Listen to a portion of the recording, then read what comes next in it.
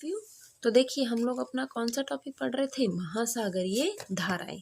ठीक है, और महासागरीय धाराओं में आप लोगों को इंट्रोडक्शन उसका हो गया था, फैक्टर्स हो गए थे। अब हम एक एक क्वेश्चन लेंगे और उसकी धाराओं की बात करेंगे। ठीक है, अब देखिए सबसे पहले मैं आपको मैप बनाना बता दूं कि आपको एग्जाम में मैप कैसे बनाना है। देखिए ये होता है आपका स्टेंशियल। ठीक है, इसके अंदर आप समझने की कोशिश करिए। मैंने अंदर वाला जो भाग बना हुआ आता है, ये आपके बना हुआ ऐसे एज इट इज़ आता है। ठीक है, अंदर भी पार्ट होता है, उसको मैंने यहाँ बीच में से काट दिया है, उसको निकाल दिया। ठीक, उसके बाद जो ये इसके ऊपर जो लिखे हुए भाग होते हैं ना, इसके ऊपर लिखा होता है ओशंस के नाम वगैरह, तो उसको क्या किया है, ब्लेड से एक तरह से इसको ऐसे से थोड़ा घुमा देंगे तो वो हट जाता है ब्लेड से। ठीक है, अब आपको कैसे एक महासागर इसके अंदर बनाना है वो हम देखेंगे। देखिए सबसे पहले हम अटलांटिक महासागर बनाते हैं, और अटलांटिक महासागर आप जानते हैं किस किस के बीच में है, ये वाला हमारा अटलांटिक महासागर है। उत्तरी अमेरिका, दक्षिण अमेरिका, ग्रीनलैंड, यूरोप, अफ्रीका। अब देखिए इसको बनाने के लिए सिंपल जो है आप लोग स्टेंसिल यूज़ करेंगे तो क्या होगा कि इसके अंदर आपकी फिनिशिंग अच्छी आएगी। जो आपका मैप का जो बनाने का तरीका होगा वो एग्जामिनर के लिए थोड़ा सा इफ़ेक्टिव हो जाएगा। तो आप लोग ऐसे बना के और फिर चीज़ों को रिप्रेजेंट करेंगे।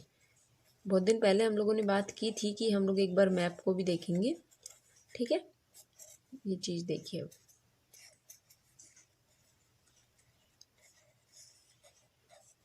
ये आप लोग एक दो बार बनाएंगे ना तो फिर वो हैबिट में आ जाएगा।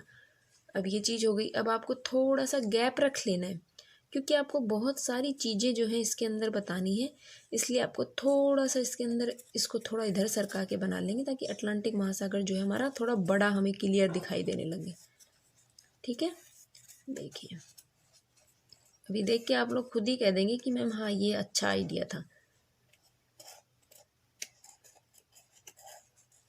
जब आप ऐसे अपने आंसर को रिप्रेजेंट करेंगे तो एग्जामिनर को भी लगेगा कि हाँ बच्चे ने मेहनत की है। ये देखिए ये हो गया हमारा क्या, अटलांटिक महासागर। देखिए उसमें बहुत छोटा था लेकिन हमने उसको सरका दिया थोड़ा सा, तो ये वाला जो गैप था ये बढ़ गया। अब इसमें हम हर चीज़ को अच्छे से दिखा पाएंगे। अब आप जानते हैं कि हमारी 0 डिग्री रेखा कहाँ थी,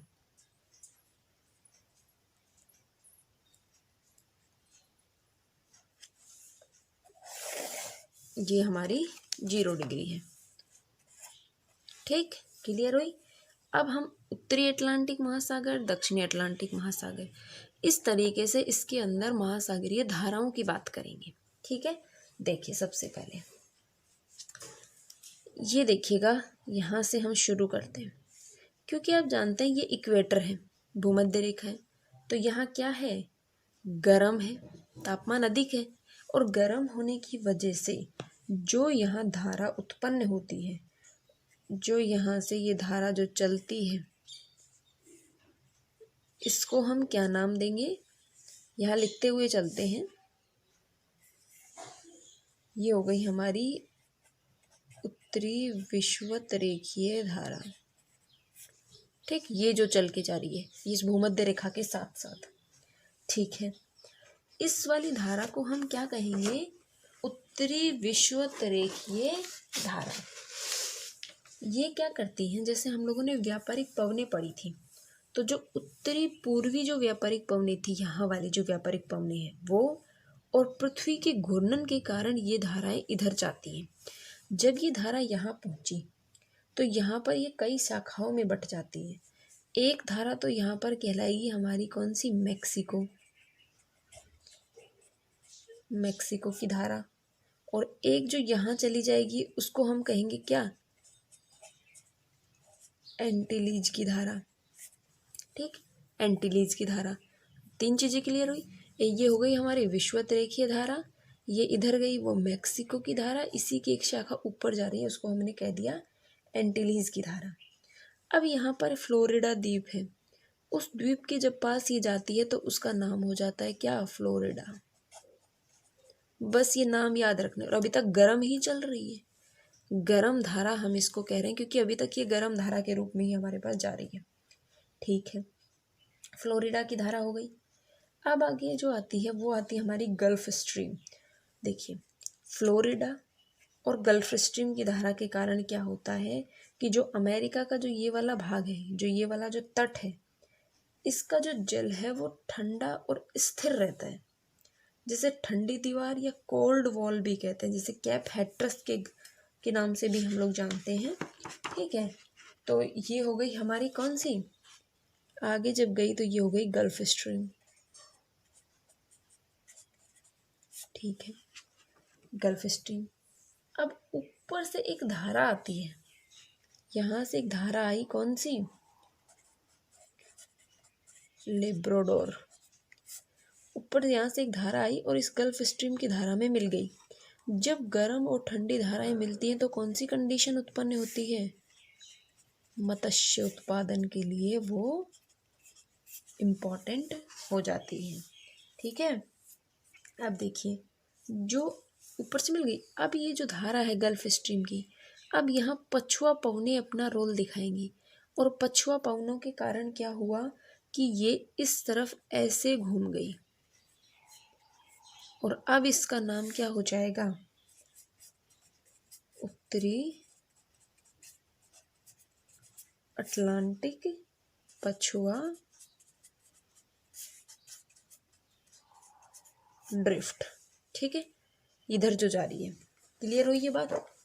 अब देखिए, एक यहाँ से ग्रीनलैंड की धारा, एक इरमिंगर की धारा, ये सारी इसमें आकर मिलेंगी, वो जो ठंडी धारा के रूप में हमारे पास आगे चलेंगी। फिर ये नॉर्वे की धारा इधर आगे आ जाएगी, फिर उसके बाद इधर से एक कनारी की धारा इसके अंदर आके मिली, और अब ये जो है नीचे की तरफ ऐसे जाती है। लेब्राडोर हो गई, ठंडी धारा थी जो ऊपर से आके कहाँ मिल रही थी, यूएसए के पास में इसमें मिल गई थी। क्लियर हुई ये बात।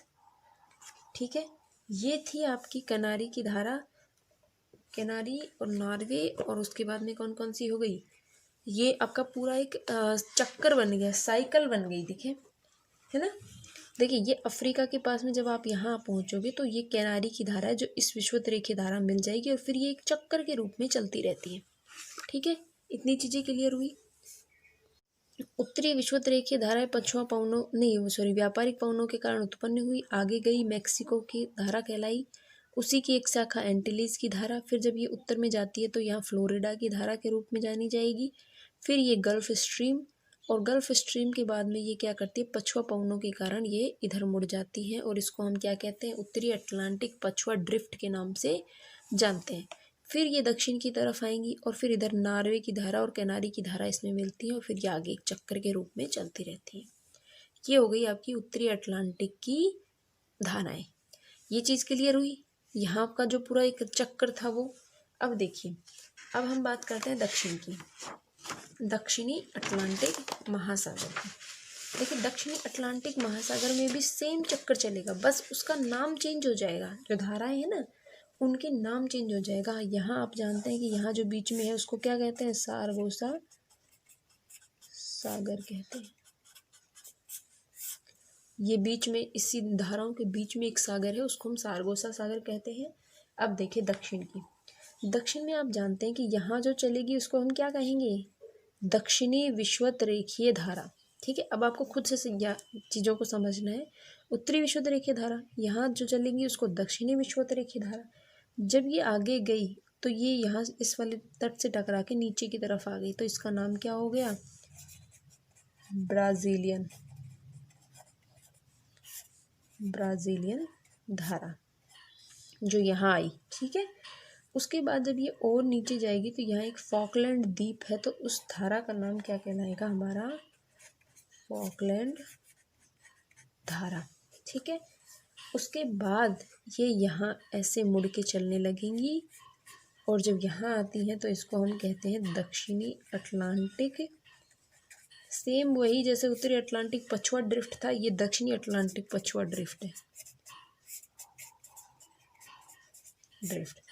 जब आगे आप जाओगे तो ये वाला जो धारा है, ये तट है, इससे टकराएंगी और ऊपर की साइड ऐसे जलेंगी, तो इसको हम कहेंगे क्या, बेंगुला धारा। ठीक, देखिए ये भी एक चक्र के रूप में ही चली। भाई, आपके उत्तरी विषुवत रेखीय धारा थी, यहाँ दक्षिणी विषुवत रेखीय धारा है, नीचे आप आए, इधर की साइड ये तट से टकरा के आई, यहाँ ब्राज़ीलियन धारा के नाम से जानी गई। ठीक, फिर आप नीचे गए तो ये फॉकलैंड धारा के नाम से जानी गई। अब ठंडी और गर्म धारा कौन सी है उनका ध्यान रखना है। ठीक है, जो यहाँ तक क्या था, ये गर्म धाराएं थी।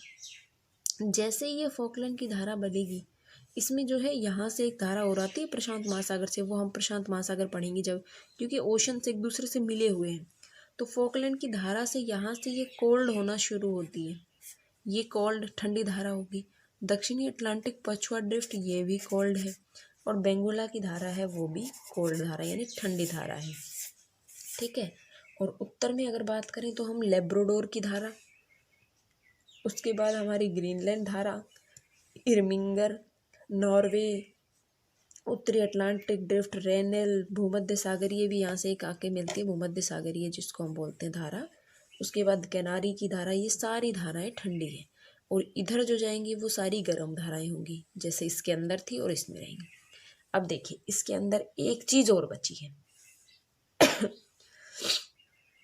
अब ये जो दोनों उत्तरी विषुवतरेखीय धारा और दक्षिणी विषुवतरेखीय धारा, जब दोनों की दोनों इधर आ जाएंगी, कहाँ, अमेरिका के तट के पास, तो जब तट के पास जब ये पहुंचती है, यहाँ पहुंची, तो कुछ तो शाखाओं के रूप में टूट गई और इधर उधर चली गई, जैसे यहाँ ब्राज़ीलियन और इधर मैक्सिको। लेकिन कुछ तो भाग होगा ना इसका, जो यहाँ पर जो पानी का जो जल का जो स्तर है वो बढ़ जाता है, और जल स्तर बढ़ने के कारण ये वापस इस रूप में चलने लगती है, इसके सहारे सहारे एक धारा के रूप में चलने लगती है।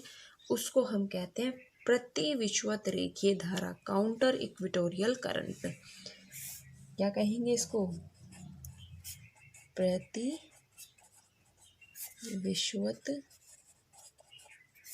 रेखीय धारा यानी काउंटर इक्वेटोरियल करंट। ठीक है, जो ये फॉकलैंड की धारा थी ना, ये पेंटागोनिया का जो मरुस्थल है उसकी उत्पत्ति के लिए जरूरी होती है। ठीक है, क्लियर हुई ये बात। ये हो गया हमारा कौन सा, अटलांटिक महासागर। 2 महासागर और बचे हैं, धीरे धीरे उनको कंप्लीट करेंगे। आप लोग इसको अच्छे से पढ़िएगा अभी। ठीक है, बाकी की बातें नेक्स्ट क्लास में करेंगे। Thank you.